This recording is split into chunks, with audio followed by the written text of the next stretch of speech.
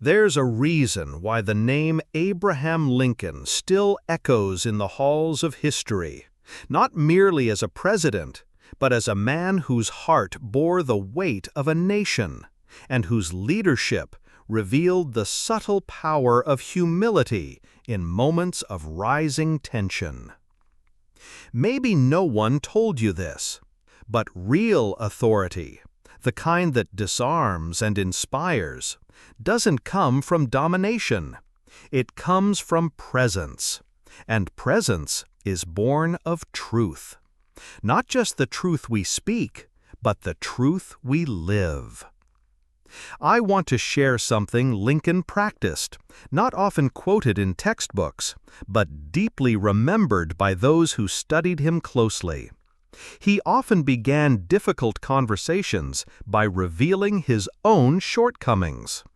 Before he ever corrected a man, he exposed his own flaws, not to appear weak, but to build a bridge. A silent bridge that said, "I too am human." You see, when you begin by showing your own cracks, people stop bracing for the blow. Their shoulders relax, their ego softens, their heart listens. Why? Because you're no longer the enemy. You're a mirror, and mirrors invite reflection. I remember reading how Lincoln, during one of the most divisive seasons in American history, wrote a letter to General Meade, not to scold him publicly for failing to pursue Lee's army after Gettysburg, but to share his inner turmoil, his disappointment, and then he folded the letter and never sent it. Why? Because even in his frustration, Lincoln knew a leader's real power is not in how loud he rebukes, but in how deeply he understands. How often have we tried to change someone by pointing out what's wrong with them, without once confessing what's unresolved in us? Perhaps that's why we keep finding ourselves in the same arguments, the same cycles of blame, the same cold silences after the storm has passed. Not because we're bad people, but because we haven't yet trusted that vulnerability is not weakness. It's strength under control. It's authority that doesn't shout. If you're still trying to rebuild a relationship or soften the edge of a conversation that once went too far, maybe the first step isn't to correct what they said. Maybe the first step is to gently share where you've fallen short. I've seen this time and time again, in families torn apart by resentment, in workplaces poisoned by pride, in friendships turned cold with defensiveness. One sincere moment of openness can thaw years of winter. And I promise you, when you speak first from your heart, not from your superiority, people remember. Even if they don't say it aloud, something inside shifts. You don't lose authority, you gain sacred ground. There's a peculiar kind of strength that doesn't announce itself. It doesn't demand attention. It doesn't intimidate or threaten. It simply stands there like a candle in a dark room, asking nothing but illuminating everything. That's what vulnerability looks like when it's worn by someone who has suffered and decided to stay soft. You don't need to be perfect. You just need to be willing. There's a story I once heard of a man who, after years of emotional distance from his son, finally sat across from him one autumn evening and said quietly, "I didn't know how to love you in the ways you needed. I was doing what I thought was right, but I see now that I missed something precious." That moment didn't fix everything, but it opened a door. And sometimes that's all you need. A door open, just wide enough for healing to enter. This is what Lincoln understood, and what many of us forget in the rush to correct others. The human heart doesn't open to judgment. It opens to shared humanity. In How to Win Friends and Influence People, I wrote about how beginning in a friendly way softens the walls others build around their emotions. But it goes even deeper when that friendliness comes clothed in self-disclosure. A soft truth about yourself, offered not as a tactic, but as a gift. It's easy to speak about someone's flaws from a distance, but the moment you draw close and confess your own, it becomes sacred ground. Let me ask you this, gently. Have you ever tried to apologize without asking for anything in return? No justifications, no clever phrasing, just a moment of truth, like still water, reflecting both light and shadow. If not, maybe today is your invitation. Maybe this is the moment you lead, not with authority that asserts, but with honesty that heals. Lincoln once said, "I destroy my enemies when I make them my friends." And he meant it. He hired rivals, honored dissenters, and wrote letters he never sent, because he valued peace over pride. What if we did the same? What if today, instead of defending ourselves, we disarmed the conflict by speaking from the place that still aches in us? What if authority isn't about commanding, but about connecting?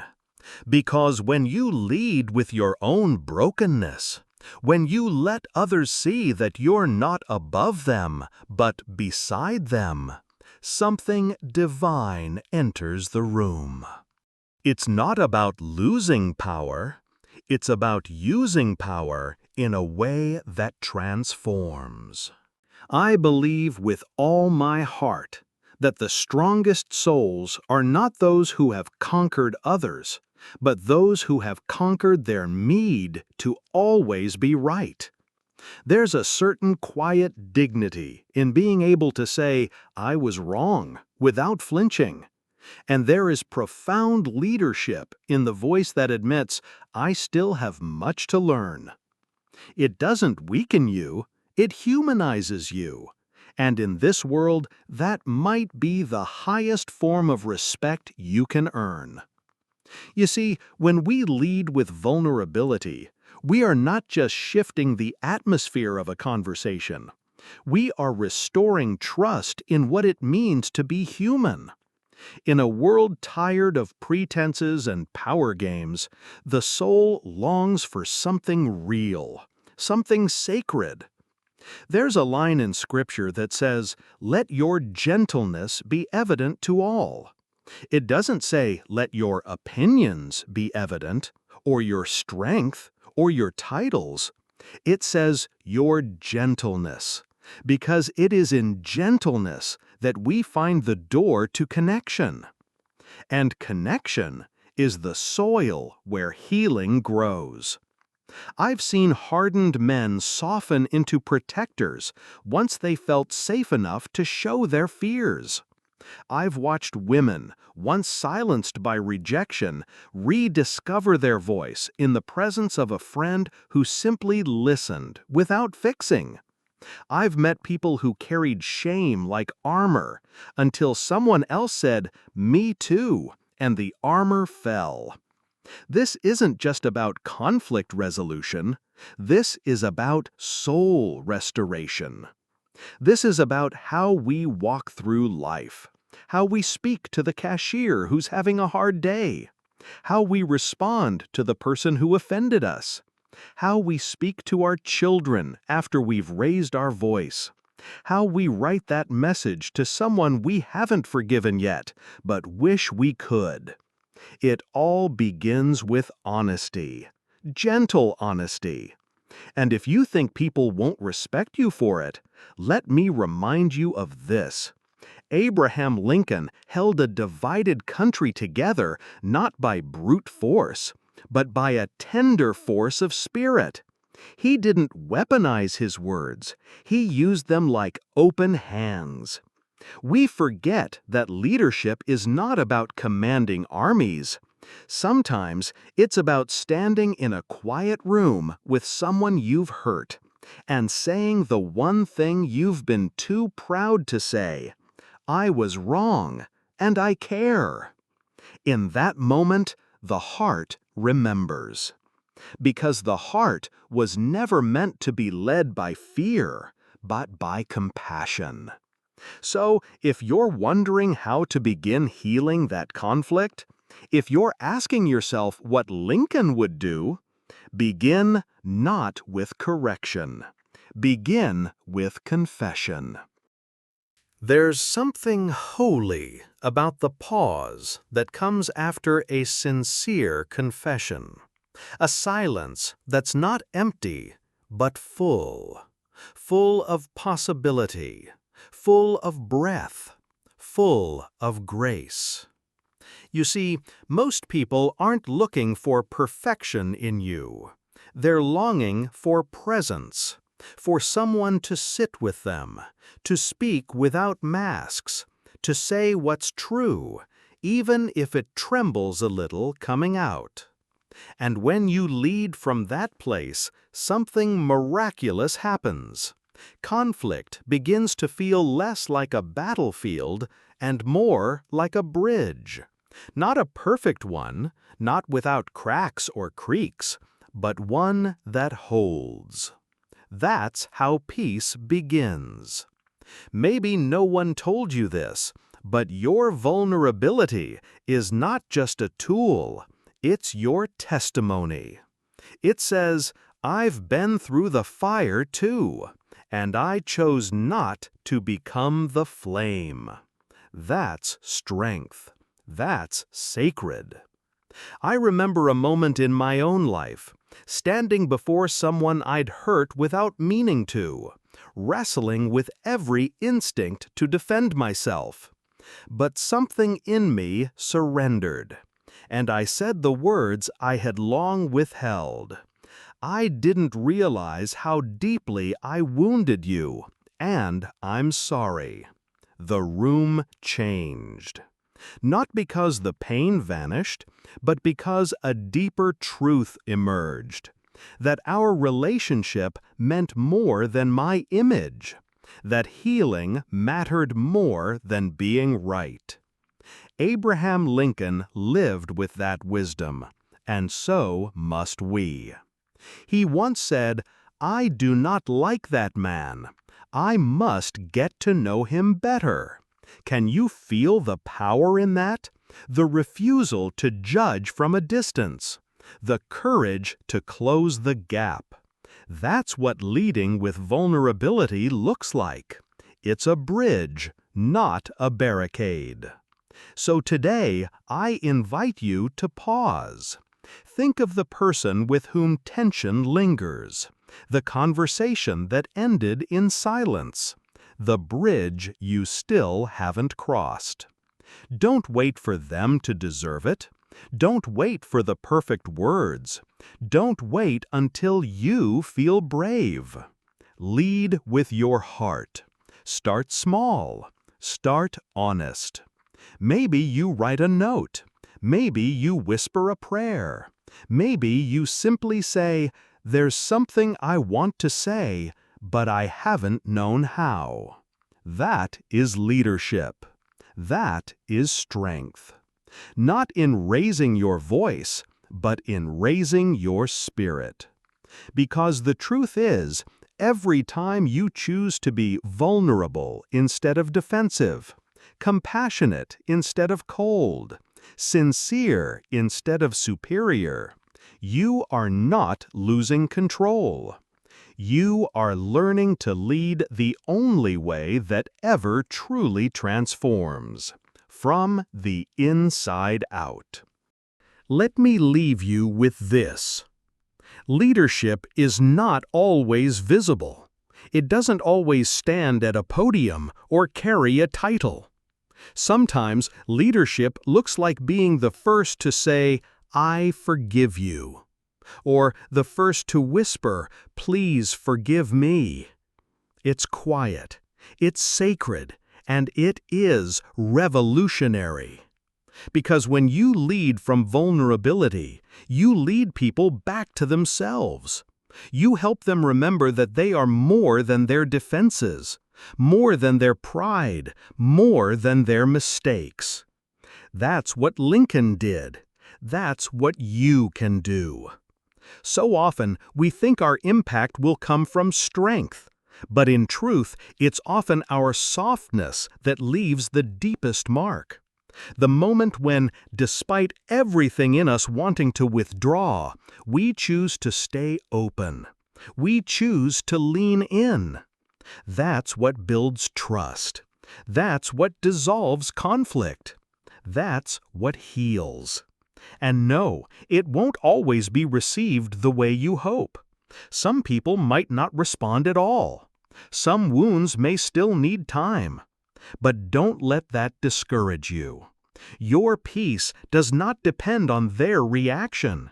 It depends on your intention. You were not called to fix every broken place, but you were made to carry light into dark ones. And light, my friend, doesn't shout. It shines. So the next time you're tempted to correct someone harshly, ask yourself, can I first share where I once struggled too? When you feel a wall rising between you and another soul, ask, can I be the first to disarm? And when the conflict grows louder, remember this. You don't need to raise your voice to lead. You just need to raise your heart.